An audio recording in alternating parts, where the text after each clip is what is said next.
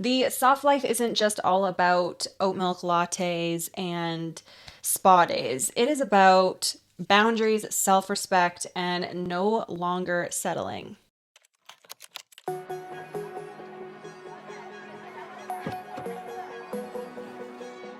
We have another fun, exciting video for you. Today I'm going to be speaking on how low self-worth can lead to burnout, bad money moves, and draining relationships. Now, I don't want to waste your time, and I know that you probably don't want to watch the whole entire video, so I am going to list the chapters right here with the timestamps. So if any of those relate to you, please go check them out. Take what you need from this video, and let's keep it rolling. I used to be a victim to the yes girl trap. I used to say yes to absolutely everything because I had the fear of missing out. I had FOMO.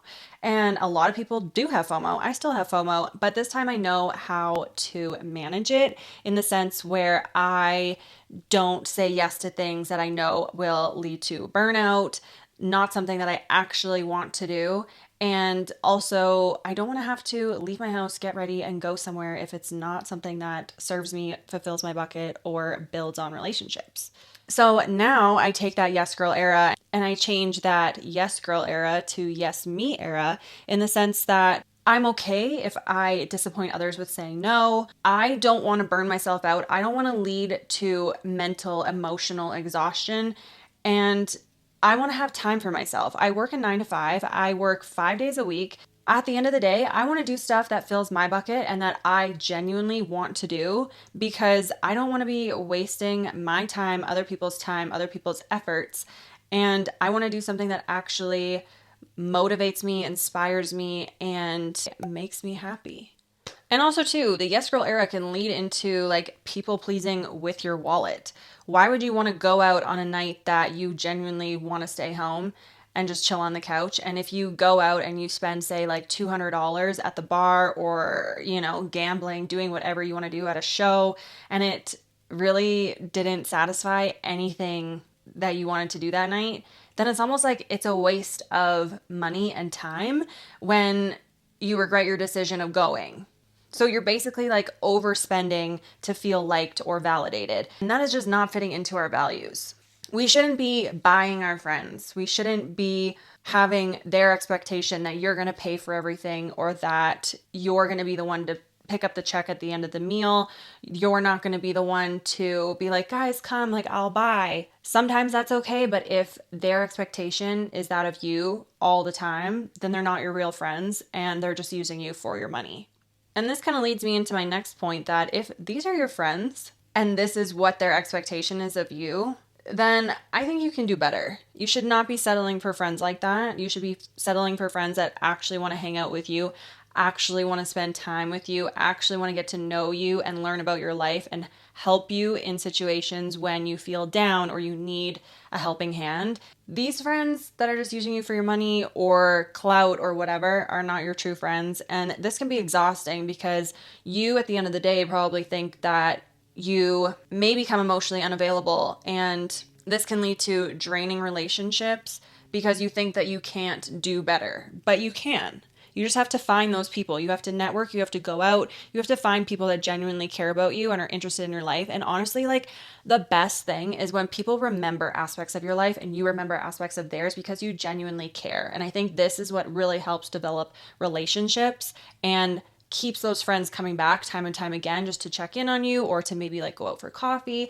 It keeps a relationship. And those friends where you're like, oh, like I don't see them all the time, but we catch up and it's like nothing's ever changed. those are the best types of friends because honestly, there's no expectations on either side, but you're there for each other, you support each other, you're interested in each other's lives. Like me and my friend Julianne, we didn't used to see each other all the time, and we caught up for coffee one day and we were there for 4 hours. We were there from like 8 a.m. until 1. So like it was a long ass time and we caught up so much, and honestly like our relationship has not been better. And honestly, I think that was like a turning point in our friendship, but we've been friends for years, but it was so nice. And now we like go to Pilates together. We catch up all the time. Like it is just such a wholesome friendship and I cherish and value it so much. And I know that she does the same. So don't lower your standards of friendships, relationships. Deep down, you believe that you deserve more. And I want you to hold yourself to that truth. Now, once you start developing this mentality that you deserve more, you deserve better, you're really focusing on yourself and saying yes to you, then I think that there's really telltale signs that your self worth is leveling up, and I'm going to share them with you. So, like I had mentioned, saying no without explaining. So, you can say no because in your mind, in your heart, in your gut, you know that that is the right move for you and you are okay with that. By setting boundaries and being unapologetically yourself, this will allow you to not hold guilt because this is genuinely what you want. And by saying no, you're creating space for you and what you deserve and what you actually want to do instead of something that you're giving energy to that does not serve you. So you do not need to over apologize. You do not need to say no to something and then be like, Oh my gosh, but I'm so sorry. Like, and then ruminate on that. You don't need to do that. You can just say you're sorry once or apologize for something and then move on. Because if you're ruminating, you're taking up space. You're mentally exhausting yourself where you need rest and you need to disassociate, remove yourself from that situation and start prioritizing yourself. So, like I had mentioned earlier, once you provide that peace, then you can walk away instead of trying to convince someone of your value. And then going back to that money aspect, when you save money or spend it with intention, it becomes a form of self respect and you're protecting your peace instead of trying to overspend and overcompensate for other people. And last but not least, the best sign that you can tell that your self worth is leveling up is you don't chase, you attract. So by letting go of the things that don't serve you, that don't need you, you're opening up the doors for you to be chosen, whether that's you choosing yourself first, a romantic partner choosing you, or a family member choosing you, work choosing you. By allowing this new energy to come into your life, you're getting rid of the old energy and you're making room for that manifestation, for this new era of bringing things into your life that will just make things better, more exciting, new challenges. Just trust me when I say to not chase things and instead attract it, manifest it. The time will come when you will start to realize that everything is falling into place because you are making it happen. A couple daily rituals that help with reinforcing self-trust are morning check-ins. So not just like a checklist of everything that you need to do, but actually like looking in the mirror, focusing on how you feel and not just like what you need to do. And sticking to those tiny promises to yourself, like if you want to drink some water, work out, show up for your skincare, all of that stuff counts towards making a trustworthy partner within yourself because this builds the evidence that you can rely on yourself and having that self-trust, that self-worth, it just makes you glow from the inside out. And this again will attract and manifest everything that you need to come into your life because you're doing the work internally. And when you start budgeting, this is a form of self-care because if you look at your numbers regularly, you look at your bank account, you look at your bills regularly, you're trying not to avoid them. And I know we all want to avoid them, trust me, but it's just life. And when you provide financial clarity to yourself and you look yourself in the mirror and you say, okay, this is what we need to do. We need to stop spending on this. We need to cut down on that.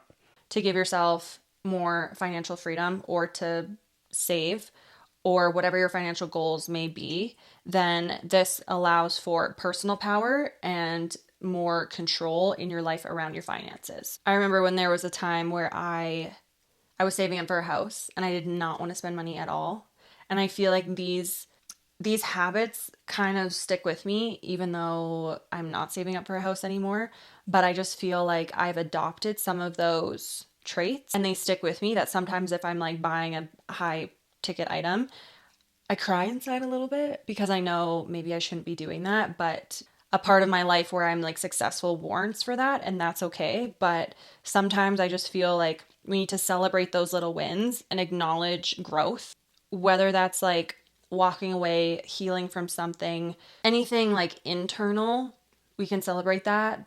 And it doesn't always have to be like a promotion at work or hitting 1,000 subscribers on YouTube. Like there's those different aspects of emotional celebration and emotional growth within yourself that should be celebrated all the time and not just the milestones in our physical life, if that makes sense. I hope that makes sense. A quiet win could even be like if you're in an argument and you're staying calm, that's growth. That's development. That's a win in my book. So you should celebrate that. And I mean, you don't need to go buy yourself a Louis Vuitton bag because you stayed calm in an argument. But I'm just saying, like, sometimes these internal development changes within us are warrant to be celebrated, because that is huge. Like, I started going to therapy, and now, like, in an argument, like, I see the way that I would have reacted previously, and I try to fix that. I can still pick up those old traits that I do want to just like lash out or,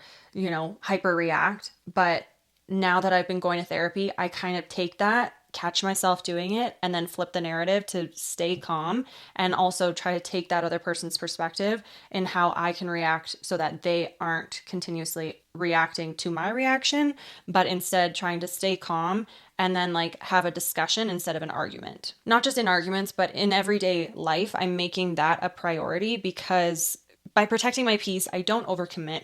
I don't have a toxic relationship with my friends or my personal relationship, my colleagues, none of that. And I don't try to have any like toxic scrolling. I try not to have any guilt for resting, because I am a go, go, go person that I love to fill my days with as much content creating or editing as I can. But when sometimes I just need to rest, I try to remind myself that that's okay, because everyone deserves rest. And if you don't rest, your body will tell you when to rest. And it'll do that by either getting sick, you'll feel run down, and you won't be there to show up for yourself or other people in your life. So with that being said, I hope that you guys enjoyed this video. If you do want to learn more about money tips and ways to save, check out this video right here and take a friend who deserves a softer, not harder life. My name is Megan May. I hope that you guys enjoyed this. Make sure to hit that subscribe button, like button, and yeah, I'll see you guys in the next one.